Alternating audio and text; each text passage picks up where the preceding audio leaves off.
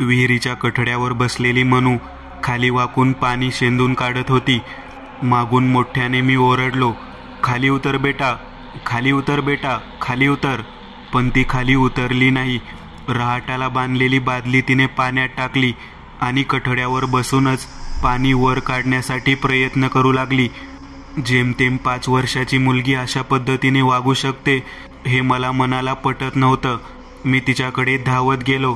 कठड्याजवळ पोहोचलो. तिला स्पर्श करून मागे खेचणार एवढ्यात त्या ठिकाणी कोणीच नव्हतं आणि मला मागच्या बाजूने कोणीतरी जोरात धक्का दिला. मी विहिरीमध्ये कोसळलो. साधारण संध्याकाळची वेळ होती. विहिरीतून मी बराच वेळ हाक मारत होतो, पण कोणाला तो आवाज ऐकू जात नव्हता. हा नेमका प्रकार काय आहे मला कळत नव्हतं. माझी मुलगी मनी मला विहिरीच्या कठड्यावर बसलेली दिसली आणि तिला स्पर्श करण्याचा प्रयत्न केल्यावर ती नाहीशी झाली आणि मला कोणीतरी विहिरीत ढकलून दिलं. हे कसं शक्य आहे? मी विहिरीमध्ये टाकलेल्या त्या बादलीच्या दोराला घट्ट पकडून तसाच बाजूच्या असलेल्या दगडावरती उभारलो होतो. वर येण्यासाठी वाट नव्हती. मला आता वाचवणार कोण? का रात्र अशीच घालवायची या विचारात मी तसाच होतो. खूप मोठ्याने ओरडत होतो. माझ्या बायकोला मी हाक मारत होतो, आईला हाक मारत होतो, पण कोणालाच माझा आवाज ऐकू जात नव्हता. संपूर्ण रात्र मी तशीच पाण्याच्या बाजूला असलेल्या त्या दगडावरती बसून काढली. सकाळी मला घरातील लोक शोधत आली. मी कुठेच नाही म्हटल्यानंतर त्यांनी विहिरीजवळ पाहिलं. आत वाकून पाहिल्यावर मी त्या दगडावरती बसलेलो दिसलो. बाजूच्या वस्तीवरच्या 2 लोकांना बोलावून आणलं. दोघांनी मला हाक मारली, भावेश, अरे भावेश, वर बघ, वर. मी वर लक्ष दिलं तेव्हा बाजूच्या वस्तीवरचे 2 जण मला हाक मारत होते. माझ्या घरचे माझ्याकडे पाहत होते. माझी आई हाक मारत होती, भावेश, तू आत कसा काय गेलास? माझी बायको मला ओरडून वर पाहायला सांगत होती, पण मला रात्रभर झोप नसल्यामुळे काहीच सुधरत नव्हतं. हा प्रकार तरी नेमका काय आहे हे माझ्या लक्षात येईना. मी त्यावेळेला त्यांनी जो दोर टाकलेला होता त्या दोराच्या आधाराने घट्ट पकडून वरती आलो. मिलिंद आणि सुरेश या माझ्या शेजारच्या वस्तीवरच्या 2 मुलांनी मला बाहेर काढलं. मी कसाबसा झोपण्याचा प्रयत्न करत घरामध्ये गेलो. नुकतंच 1 महिन्यापूर्वी ते घर आम्ही विकत घेतलेलं होतं. घरामध्ये गेल्यानंतर 2 ते 3 तास झोपेमध्ये गेले. पूर्ण झोप झाल्यानंतर मी उठलो. माझी बायको श्वेता माझ्याकडे पाहत म्हणाली, काय झालं, काय होतं? तुम्ही विहिरीजवळ कसं काय गेला? मी त्यावेळेला मनीकडे बोट दाखवत म्हणालो, रात्री मनीषा तिच्या पलंगावर नव्हती, केवळ सुधा त्या ठिकाणी होती. मनीषा कुठे गेले म्हणून मी बाहेर गेलो तेव्हा मला ती विहिरीवरती कठड्यावर बसलेली दिसली. मी तिला मागे खेचण्यासाठी गेलो तर मला कोणीतरी मागून धक्का दिला. मी विहिरीत पडलो. मी इतका वेळ हाक मारत होतो पण मला कोणीच प्रतिसाद दिला नाही. तेव्हा माझी पत्नी श्वेता मला म्हणाली, काय बोलत आहात तुम्ही? रात्री 2 वाजेपर्यंत आपण 2 जण एकत्र होतो. हे कधी घडलं? हे ऐकल्यानंतर मी चक्रावून गेलो. तिला म्हणालो, अगं मी 8:30 ते 9च्या दरम्यान बाहेर गेलो आहे. तेव्हा माझी बायको माझ्याकडे आश्चर्यकारक नजरेने पाहत म्हणाली, काहीही काय बोलत आहात? रात्री 2 वाजेपर्यंत आपण एकत्र होतो. 2 वाजता जाग आल्यानंतर मी घड्याळाकडे पाहिले तेव्हा बाजूला तुम्ही नव्हता. मी त्यावेळेला म्हटलं, मनीषा कुठे होती? तेव्हा माझी बायको श्वेता मला म्हणाली, मनीषा तिच्या जागी पलंगावरतीच होती. आता मात्र मला काही समजना, हे कसं काही शक्य आहे? माझ्या जागी माझ्या बायकोसोबत माझ्यासारखाच असणारा व्यक्ती कोण असू शकतो? हे कसं काही शक्य आहे? माझी आई माझ्या बाजूलाच बसलेली होती. माझ्याकडे पाहत म्हणाली, रात्रभर जागरण झाल्यामुळे तुला सुधरत नाही. तू डॉक्टरकडे जाऊ नये. काहीतरी भ्रम झाला असेल तुला. त्याच वेळेला मी माझ्या 2 मुलींना जवळ पकडत म्हणालो, या मुलींची शपथ घेऊन सांगतो, मी जे घडलं ते सांगितलं. मला भ्रम वगैरे झालेला नाही. अचानक हे जे घडलं होतं ते माझ्या डोक्यातून जात नव्हतं. तरी पण माझ्या आईने मला सांगितल्यामुळे मी तेथून डॉक्टरकडे जाण्यासाठी निघालो. खेडेगाव असल्यामुळे माझी राजदूत गाडी घेऊन मी शहराकडे निघालेलो होतो. माझ्यासोबत बाजूच्या वस्तीवरचा मिलिंद आला होता. तो मला म्हणाला, तुमची सर्व कामे आटोपून झाल्यानंतर मला तुम्ही बाजाराजवळच्या मंदिरात भेटा. साधारण संध्याकाळी 7:30 वाजता आपण तेथून परत येऊ. मिलिंदचं बोलणं ऐकल्यानंतर मी त्याला होकार दर्शवला आणि तेथून त्याला सोबत घेऊन मागे बसून गाडीवर निघालो. ठराविक अंतर गेल्यानंतर एका वडाच्या झाडाखाली एक वयोवृद्ध व्यक्ती पाण्याने तडफडत असताना मला दिसला. मी त्याच्याकडे पाहिलं. तो मला पाणी पाणी म्हणत होता. माझ्या जवळच्या पिशवीमध्ये पाण्याची बाटली होती. मी मिलिंदला गाडी थांबवायला सांगितली आणि त्याला पाणी पिण्यासाठी दिलं. मिलिंद माझ्याकडे पाहत म्हणाला, आपल्याला उशीर होतोय, जायला हवं. पण त्या माणसाची अवस्था पाहून मला तिथून जाऊ वाटत नव्हतं. तो म्हातारा व्यक्ती माझ्याकडे पाहत म्हणाला, खायला काय असेल तर देता का? भूक लागली आहे हो. मी किती दिवसाचा उपाशी आहे. तेवढ्यात मागच्या बाजूने मिलिंदचा भाऊ गाडीवरती आलेला दिसला. मिलिंद माझ्याकडे पाहत म्हणाला, मला कचेरीत काम आहे. दादा तुम्ही या ना, जेव घाला. मी माझ्या भावाबरोबर गाडीवर जातो. मी त्यावेळेला मिलिंदला होकार दर्शवला. वडाच्या झाडाखाली पडलेल्या त्या म्हाताऱ्या व्यक्तीला कडेला नालेच्या कठड्यावर बसवून माझा डबा जेव घातला. खूप दिवसाचा उपाशी आहे म्हटल्यानंतर मला त्याची दया आली होती. भर दुपारचे 12 वाजले होते. रखरखतं ऊन होतं. जेवण खाऊन घातल्यानंतर म्हाताऱ्याने माझ्याकडे पाहून प्रसन्न मुद्रेने सांगितलं, तुझं कल्याण होईल बाबा. मी माझा डबा पॅक करत होतो. पिशवीमध्ये डबा ठेवला. गाडीला पिशवी अडकवली. गाडी सुरू केली. गाडीच्या आरशातून मागे बसलेला व्यक्ती पाहावा म्हणून मी आरशाकडे पाहिलं तर मागे कोणीच व्यक्ती दिसत नव्हता. मी खूप घाबरलो. आपला डबा ज्याने जेवला, ज्याने आपली पाण्याची बाटली घेतली, तो व्यक्ती गेला कुठे? मला काहीच समजत नव्हतं. काही वेळाकरता मी चक्रावून गेलेलो होतो. माझ्यासोबत ही दुसरी घटना घडत होती. मी दवाखान्यामध्ये गेलो. डॉक्टरांना सांगितलं की माझी रात्रभर झोप झाली नाही. माझं डोकं चक्रावून गेलं आहे. मला झोप लागत नाही. 2-3 तास फक्त झोप झाली. घरच्यांनी दवाखान्यात जावा म्हटल्यावर मी इकडे आलो. डॉक्टर मला म्हणाले, जास्त विचार करू नका. त्यांनी मला झोपेचा त्रास आहे म्हटल्यावर झोपेच्या गोळ्या दिल्या.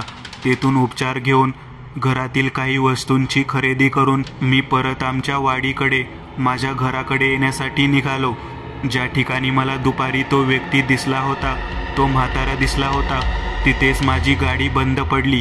कितीतरी वेळ मी गाडीला किक मारत होतो, पण गाडी सुरू होत नव्हती. मला नेमकं समजना या अंधारामध्ये याच ठिकाणी का बरं गाडी बंद पडली असेल. मी डोक्याला हात लावला. काहीतरी चित्रविचित्र आहे. त्या नाल्याच्या कठड्यावरती मी तसाच बसून राहिलो. मागून मिलिंद आणि त्याचा भाऊ गाडीवरती येताना मला दिसले. त्यांनी मला हात दिला. मी गाडीवर बसलो आणि गाडी घेऊन माझ्या घरापर्यंत आलो. मिलिंद म्हणाला, सकाळी तर गाडी चांगली होती, अचानक काय झालं? मला काय उत्तर द्यावं कळलं नाही. गाडी आतमध्ये लावली. लाकडी गेट लावण्यासाठी मी दाराजवळ पोहोचलो. कंपाऊंड गेट लावत असताना माझ्याकडे विचित्र पद्धतीने हसताना दुपारी भेटलेला व्यक्ती दिसला. त्याच्या चेहऱ्यावरती प्रेतकळा होती. मी घाबरलो. परत घराच्या दिशेने निघालो. मागे वळून पाहण्याचे धाडस नव्हते. तरी पण मी मागे पाहिले तर तिथे कोणीच नव्हते. मी माझ्या बायकोला, माझ्या आईला घडलेली घटना सांगितली. आता मात्र काय करावं काही कळेना. माझी मुलगी मनीषा वरच्या मजल्यावरती खेळत आहे म्हटल्यावर मी तिच्याकडे भेटण्यासाठी गेलो. बाजारातून आणलेल्या गोष्टी तिला द्याव्यात म्हणून मी पुढे निघालो. पण एका गोष्टीचं मला आश्चर्य वाटलं. मनीषा तिच्या खोलीत कोणत्या तरी मुलीसोबत बोलत होती. मला वाटलं तिच्यासोबत सुद्धा माझी थोरली मुलगी असेल, पण खोलीमध्ये कोणीच नव्हतं. मनीषा एकटीच पलंगावर बसून तिचा चेंडू दुसऱ्या मुलीकडे टाकत होती, पण तिथे कोणतीच मुलगी नव्हती. मी डोक्याला हात लावला. सुधा म्हणून हाक मारली तेव्हा सुधा खालच्या तळमजल्यावरच्या तिच्या खोलीत अभ्यास करत होती. नेमकं काय चाललं आहे तेच कळत नव्हतं. मी खाली आल्यानंतर सुधाला विचारलं, मनीषाला एकटं का सोडलं? तेव्हा माझी आई म्हणाली, अरे ती खेळत जाणारच नाही इकडे तिकडे, एवढं का तिच्याबद्दल चौकशी करत आहेस? तेव्हा मी आईला म्हणालो, मनीषा वरच्या खोलीमध्ये एकटीच बडबड करत होती, कोणासोबत तरी खेळत होती, परंतु ती व्यक्ती मला दिसत नव्हती. या वेळेला माझ्या आईने माझ्यावरती विश्वास ठेवला. ती म्हणाली, होय अरे, मी जेव्हा तिला वर जाताना पाहिलं तेव्हा तिला कोणीतरी वर बोलावत आहे असं मला वाटत होतं. तेव्हा मी आईकडे पाहत म्हणालो, नक्कीच या घरामध्ये काहीतरी विचित्र आहे. मग आई, तू तिला थांबवलं का नाहीस? तेव्हा आई म्हणाली, अरे मी तिला कसं थांबवणार, मला वाटलं तिच्यासोबत सुद्धा आहे. त्या दोघी जणी वरच्या मजल्यावर खेळत आहेत, पण माझ्या लक्षातच आलं नाही की सुधा अभ्यास करत बसलेली आहे. हे सगळं काही चित्रविचित्र वाटत होतं. मी वरच्या मजल्यावरती पुन्हा एकदा गेलो. माझ्यासोबत माझी आई, माझी पत्नी, माझ्या दोन्ही मुली होत्या. वरच्या मजल्यावरती एक मोठी खोली होती ज्यावरती कुलूप लावलेलं होतं.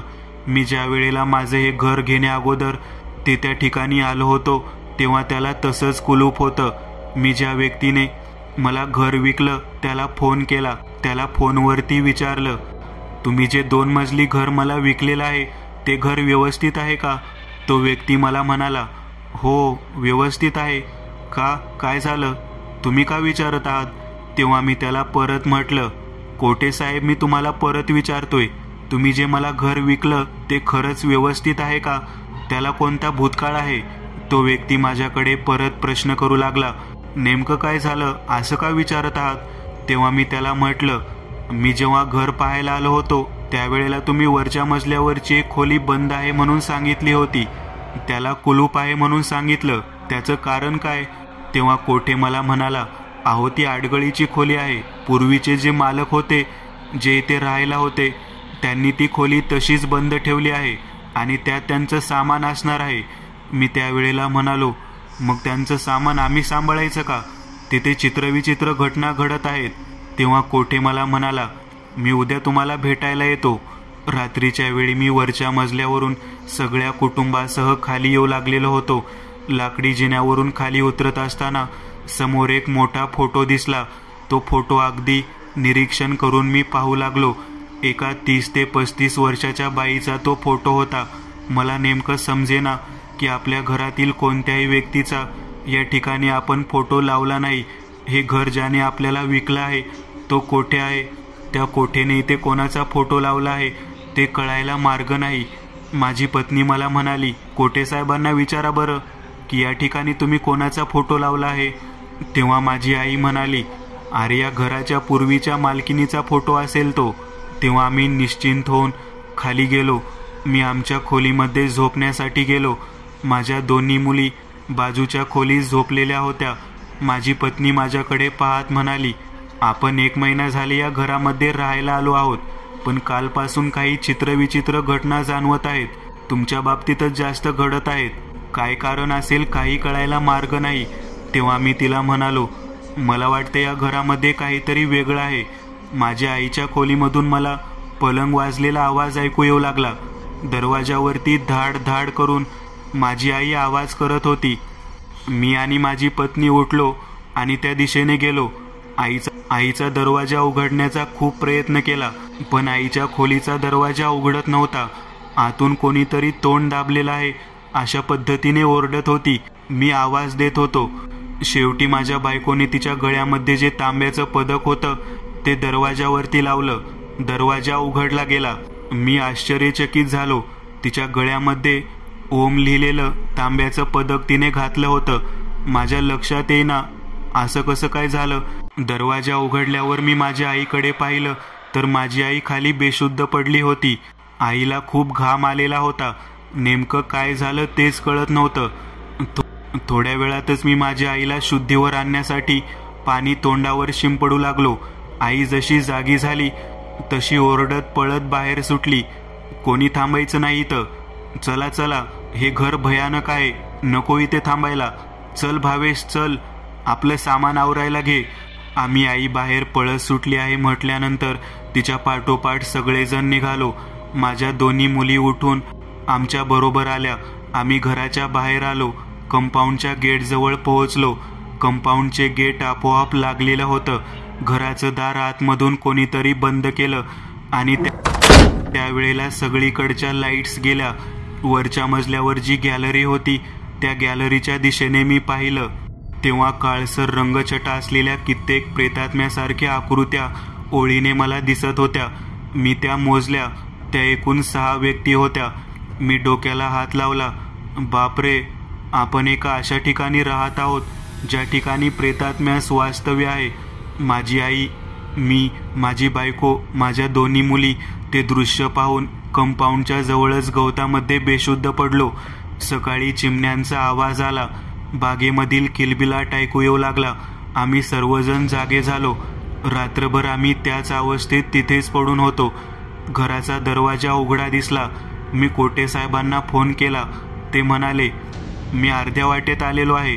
ते आमच्या घराजवळ आले. मी त्यांच्याकडे रागाने पाहत म्हणालो, कसलं घर आम्हाला दिलं आहे? सगळी भुताटकी. तेव्हा कोटे साहेब म्हणाले, काय बोलत आहात तुम्ही? सर्वोत्कृष्ट घर तुम्हाला दिलं आहे आणि तुम्ही त्याला भुताटकी म्हणता? तेव्हा माझी आईने, मी आणि माझ्या पत्नीने घडलेल्या सर्व घटना त्यांना सांगितल्या.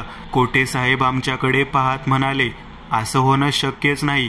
तेव्हा मी म्हणालो, या घराच्या अगोदरचे मालक कोण होते?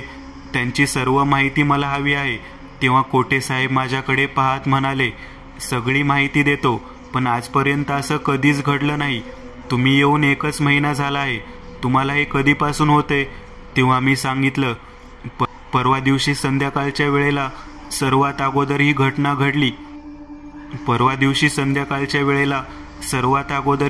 घडली. तेव्हा साहेब म्हणाले, परवा दिवशी ग्रहण होतं. ग्रहणा दिवशी असं काही घडणं हे मानसिक आजाराचे लक्षण आहे. तेव्हा माझी आई कोटे साहेबांकडे पाहत म्हणाली, काय बोलतोय, तुला कळतं का? माझ्या पोराला वेडा ठरवत आहेस का? मानसिक आजार आहे म्हणे. अरे त्याला मानसिक आजार होईल. माझं नरड दाबलं, माझं तोंड दाबून धरलं. दरवाजा उघडला गेला नाही. त्याला काय म्हणायचं?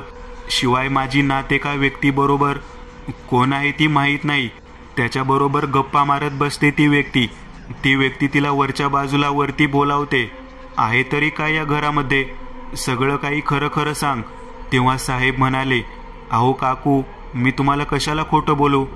हे घर पूर्वी ज्यांचं होतं ते परदेशात जाणार आहेत म्हणून त्यांनी विकलं. चांगलं घर तुम्हाला मिळते म्हणून मी मध्यस्थी केली. 2% रकमेशिवाय मला काही मिळालं नाही. जर तुम्हाला भीती वाटत असेल तर मी तुम्हाला दुसरं घर तात्पुरतं राहण्यासाठी देतो. तेव्हा माझी बायको म्हणाली, या घरामध्ये काय आहे ते समजल्याशिवाय आम्ही या घरात राहणार नाही. तेव्हा कोटे साहेब माझ्याकडे पाहत म्हणाले, या अशा चित्रविचित्र घटनांना शोधायचं असेल तर निलम्मा म्हणून एक बाई आहे, ती तुम्हाला मदत करेल. साहेबांनी निलम्माचं नाव सांगितल्यावर आम्ही त्याला भेटायला जायचं ठरवलं. तोपर्यंत आम्ही त्या घरातून सर्व सामान आवरून घेतलं. मी निलम्माच्या घरी गेलो. साहेब सुद्धा माझ्याबरोबर होते. निलम्मा माझ्याकडे पाहत म्हणाली, भूतांशी बोलणारा, प्रेतात्म्यांशी संबंध असणारा व्यक्ती माझ्या समोर उभा आहे. निलम्माने असं म्हटल्यानंतर मी तिच्याकडे पाहिलं. असं का म्हणत आहात? तेव्हा ती म्हणाली, एका प्रेताला जीव घातला आहेस तू, त्याची भूक भागवली आहेस, तेच तुला मदत करत आहे, म्हणून तू जिवंत आहेस. मी यावरती म्हणालो, प्रेताला जीव घातलं नाही. एक वयोवृद्ध व्यक्ती होती, म्हातारा होता. एका वडाच्या झाडाखाली नाल्याच्या कठड्यावर बसलेला होता. तहानेने व्याकुळ झाला होता. त्याला मी पाणी पाजलं. भूक लागली म्हटल्यानंतर त्याला जेवणाचा डबा दिला. तेव्हा निलम्मा म्हणाली, तू ते पुण्यकर्म केलं म्हणून तू जिवंत आहेस, नाहीतर तू, तुझी बायको, तुझ्या 2 मुली आणि तुझी आई या 5 जणांना त्या 5ही जणांनी गिळून टाकलं असतं. हे ऐकल्यानंतर साहेब माझ्याकडे पाहत म्हणाले, बापरे, या गोष्टीतली मला काहीच माहिती नाही. तेव्हा निलम्मा म्हणाली, होय, या कोटे साहेबांना यातील काहीच माहिती नाही. हे घर ज्याचं आहे त्या व्यक्तीच्या मृत्यूनंतर 12 वर्षांनी तेथे बंदिस्त केलेले प्रेतात्मे मुक्त झालेले आहेत आणि तो मुक्त होण्याचा दिवस म्हणजे तो ग्रहणाचा काळ होता. 12 वर्षापूर्वी त्याच दिवशी घडलेल्या ग्रहण काळामध्ये त्यांना बंदिस्त करण्यात आलं होतं. आता ते सर्वजण मोकळे झालेले आहेत. त्यात एक जवान बाई आहे, जिचा तू फोटो घरामध्ये पाहिलास. 30 ते 35 वर्षाची तरुण बाई. तिचा मृत्यू त्या घरात झाला आहे. तिच्यासह 3 मुले आहेत. तेव्हा मी म्हणालो, होय, मला एकूण 5 जण वरच्या भागात दिसले होते. तेव्हा ती बाई म्हणाली, आणि एक म्हातारी सुद्धा आहे. तेव्हा माझी आई म्हणाली, तसं तिचा गळा आणि तोंड एका म्हाताऱ्यानेच दाबून धरलं होतं. साहेब म्हणाले, हो अगदी बरोबर, भावेश जे सांगतोय ते अगदी बरोबर आहे. तेव्हा नीलम्मा म्हणाली, मला त्या घरात यावं लागेल. मी नीलम्माच्या बरोबर त्या घरामध्ये जाण्यासाठी तयार झालो. मी त्या घरामध्ये पोहोचलो तेव्हा घरातल्या सर्व लोकांनी सामान आवरलेलं होतं. नीलम्माने उंबऱ्यावरती तिचा अंगठा ठेवला. पायाचा अंगठा उंबऱ्यावरती ठेवल्यावर तिच्या अंगठ्यातून रक्त येऊ लागलं. नीलम्मा म्हणाली, मी आत येऊ नये म्हणून मला भीती दाखवण्याचा प्रयत्न केला जात आहे. या घरात जे कोणी आहेत त्या सर्व लोकांना इथं तुम्ही राहावं असं वाटत आहे, परंतु त्याच्या पाठीमागचं कारण शोधायला हवं. नीलम्मा आमच्या बरोबर घरामध्ये फिरू लागली. त्या 30 ते 35 वर्षाच्या बाईचा फोटो बघितल्यानंतर नीलम्मा म्हणाली, ही या घराची मालकीण आहे. हिला वाटत आहे की तुम्ही घराच्या बाहेर जाऊ नये. तेव्हा माझी बायको म्हणाली, काय कारण, तिला असं का वाटत आहे? तेव्हा नीलम्मा म्हणाली, तुमच्या सर्वांचे शरीर धारण करायचं आहे त्यांना. तुम्ही जर या घरात राहिलात तर शरीर तुमचं आणि संपूर्ण आत्म्याचा अस्तित्व त्यांचं असणार आहे. त्यामुळे ते तुम्हाला बाहेर जाऊ देत नाही.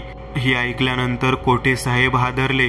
ते म्हणाले, बापरे, 12 वर्षापूर्वी काय घडलं मला काही माहिती नाही, पण त्यांचा एक पाहुणा ओळखीचा आहे ज्याने या व्यवहारामध्ये मला मध्यस्थी म्हणून मदत करायला सांगितली होती. त्यावेळेला मी साहेबांकडे पाहत म्हणालो, कोण आहे तो?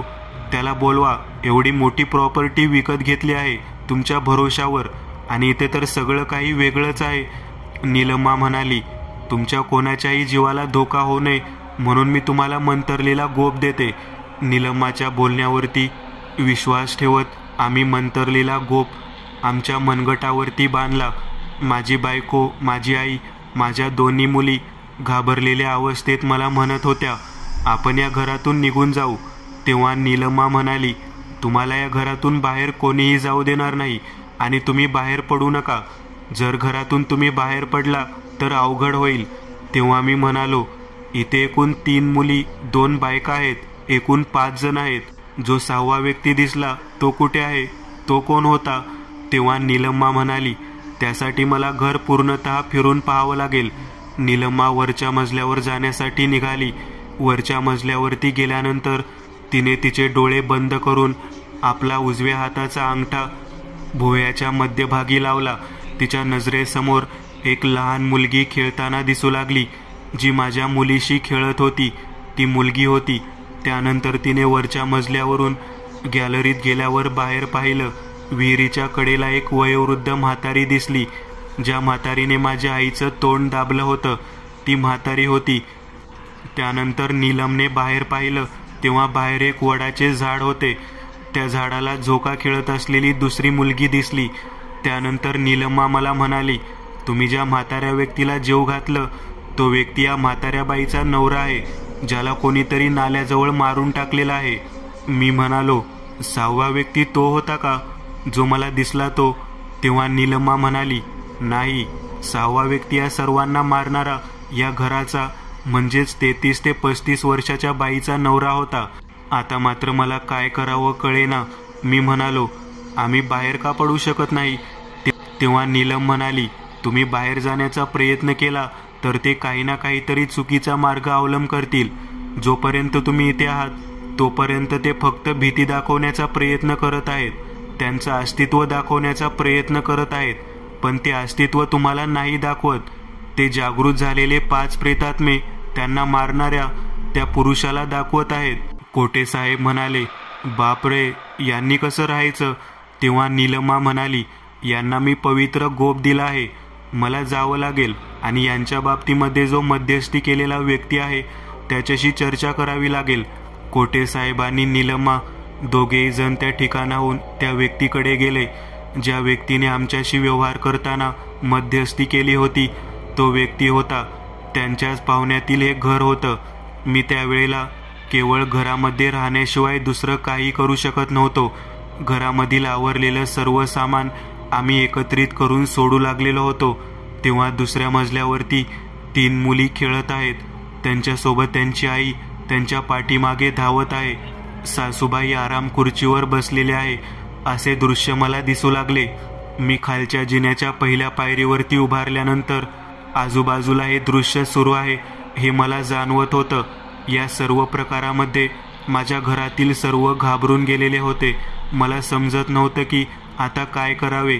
शेवटी पवित्र गोप गळ्यात बांधलेला आहे म्हटल्यावर, मनगटावरती बांधला आहे म्हटल्यावर त्याचाच आधार होता.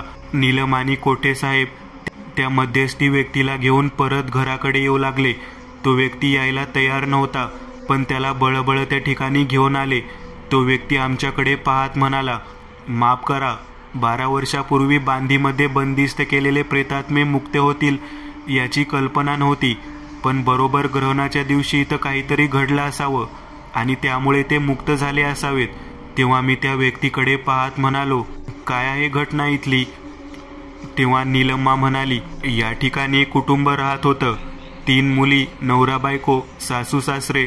जो व्यक्ती तुला वडाच्या झाडाखाली भेटला तो सासरा होता. त्याचा मुलगा रघु. त्याने या सर्वांचा काटा काढला. आपल्या बायकोला कायम मुली होत आहे. वंशाला दिवा नाही म्हणून त्याने गर्भवती असलेल्या आपल्या बायकोला आपल्या आईसमोरच 4थी मुलगी झाली म्हणून वरच्या बंद असलेल्या खोलीतच मारलं. त्यानंतर स्वतःच्या आईला सुद्धा मारून टाकले. स्त्री ही गोष्ट त्याला पसंतच नव्हती. त्याने स्वतःच्या 3 मुलींना मारून टाकलं. ही घटना घडल्यानंतर त्याच्या वडिलांना समजल्यावर तो वडिलांना मारण्यासाठी सुद्धा धावत सुटला. वडील ते घर सोडून बरेच अंतर पळत गेले, परंतु त्यांना सुद्धा त्या वडाच्या झाडाखाली असलेल्या नाल्याजवळ मारून तिथेच फेकून दिले. ही संपूर्ण घटना झाल्यानंतर आपण स्वतःवरचे प्रेत घेऊन त्या बंदिस्त खोलीमध्ये एका मोठ्या पेटारामध्ये त्यांनी ती ठेवली. ती खोली त्यामुळे बंद करण्यात आली आहे. संपूर्ण घटना घडल्यानंतर रघुच्या बहिणीचा नवरा म्हणजे मी या ठिकाणी आलो आणि ते घर त्या बंदिस्त असणारा प्रताप यांना त्रास होऊ नये म्हणून 12 वर्ष करता बंद केलं. आम्हाला वाटलं त्यानंतर त्रास होणार नाही, पण शेवटी त्यांनी अस्तित्व दाखवलं. तेव्हा नीलम म्हणाली, यावरती आता एकच उपाय आहे, ती खोली उघडायची. ती खोली उघडायची म्हटल्यानंतर आम्ही त्या खोलीच्या दिशेने जाण्यासाठी निघालो. तेव्हा दरवाजाच्या बाहेर लावलेल्या कुलूप कोटे साहेबांनी उघडायला सुरुवात केली. कुलूप उघडल्यानंतर अचानक कोटे साहेबांच्या अंगामध्ये संचार व्हावा तसा संचार झाला आणि ते चित्रविचित्र पद्धतीने वागू लागले. हा काय प्रकार? मला कळना झालेलं होतं. आम्ही कसंबस त्यांना सावरण्याचा प्रयत्न केला. नीलम्माने तिच्या जवळची रुद्राक्ष माळ त्यांच्या समोर धरली. कोटे साहेब त्या रुद्राक्ष माळेच्या ताकदीपुढे काहीच करू शकले नाहीत आणि थेट त्या जिन्यावरून खाली उतरू लागले. नीलम्मा माझ्याकडे पाहत म्हणाली, या खोलीमध्ये जी पेटी दिसत आहे त्या दिशेने जावं लागेल. मी मोठ्या पेटीच्या दिशेने गेलो तेव्हा त्याच्या आतमध्ये 3 सापळे सापडले जे लहान मुलीचे होते. एक मोठ्या बाईचा सापळा होता. हाडाचा सापळा पाहिल्यानंतर आम्ही सर्वजण घाबरलो. 3 मुली आणि त्यांच्या आईला याच खोलीत मारून त्या पेटीमध्ये ठेवण्यात आलेलं होतं. त्यांचे अंत्यसंस्कार झालेले नव्हते. अक्षरशः 12 वर्षामध्ये प्रेत कुजून जाऊन त्यांची हाडं राहिलेली होती. अचानक वयोवृद्ध म्हातारा मला भेटणं, मी त्याला डब्बा जेवू घालणं, त्याची तहान भागवणे या गोष्टी माझ्या लक्षात येऊ लागल्या. मी नीलम्माकडे पाहत म्हणालो, तो म्हातारा या घरातील या तरुण बाईचा सासरा होता. या 3 मुली तिच्या होत्या. वयोवृद्ध म्हातारी जिने मला पाण्यात ढकलून दिलं ते का दिले मला कळालं नाही. तेव्हा नीलम्मा म्हणाली, तिने तुला पाण्यात ढकलून देण्यामागचं कारण एकच होतं. तुला ती स्वतःचा मुलगा समजत होती, कारण त्या घरामध्ये ते जागृत झाले आणि समोर जो पुरुष दिसला तो तू होतास. तुझ्या मुलीच्या अंगामध्ये, मनीषाच्या अंगामध्ये त्या लहान मुलीचा संचार झाला होता आणि ती समोर दिसली होती विहिरीच्या कठड्यावर. या सर्व गोष्टी मी नीलम्माकडे पाहत म्हणालो, या सर्व भयानक घडणाऱ्या घटना थांबवायच्या कशा? तेव्हा नीलम्मा म्हणाली, हे सर्वजण त्या म्हाताऱ्या आजोबाप्रमाणे भुकेजलेले आहेत. यांचे भुकेचे जे कारण आहे ते आहे पिंड. त्यांचा अंत्यसंस्कार करून त्यांच्या पिंडाची भूक भागवावी लागेल. जोपर्यंत अंत्यसंस्कार होणार नाहीत तोपर्यंत हे असेच भटकणार. हे सगळं काही ऐकल्यानंतर मी आश्चर्यचकित झालो. मृत्यूनंतर योग्य रीतीने अंत्यसंस्कार होणे फार गरजेचे असते. या तर घरामध्ये एकाही व्यक्तीचे अंत्यसंस्कार झालेले नव्हते. मी नीलम्माला म्हणालो, त्या म्हाताऱ्या आजीचं प्रेत कुठे आहे? तेव्हा नीलम्मा म्हणाली, ज्या विहिरीमध्ये तुला ढकलून दिलं होतं त्या विहिरीच्या बाजूच्या कठड्यामध्ये तिचं प्रेत आहे. हे सगळं काही जाणून घेतल्यानंतर मी थक्क झालो. कोटे साहेबांच्या जवळ जाऊन पाहण्याचं धाडस नव्हतं. मी नीलम्माकडे पाहत म्हणालो, कोटे साहेब असंच का वागत होते? तेव्हा नीलम्मा म्हणाली, त्यांच्या शरीरामध्ये तो नीच नराधम व्यक्ती आला होता ज्याने स्वतःच्या मुलीचा, बायकोचा जीव घेतला होता आणि आईचा सुद्धा जीव घेऊन बापाला मारलेलं होतं.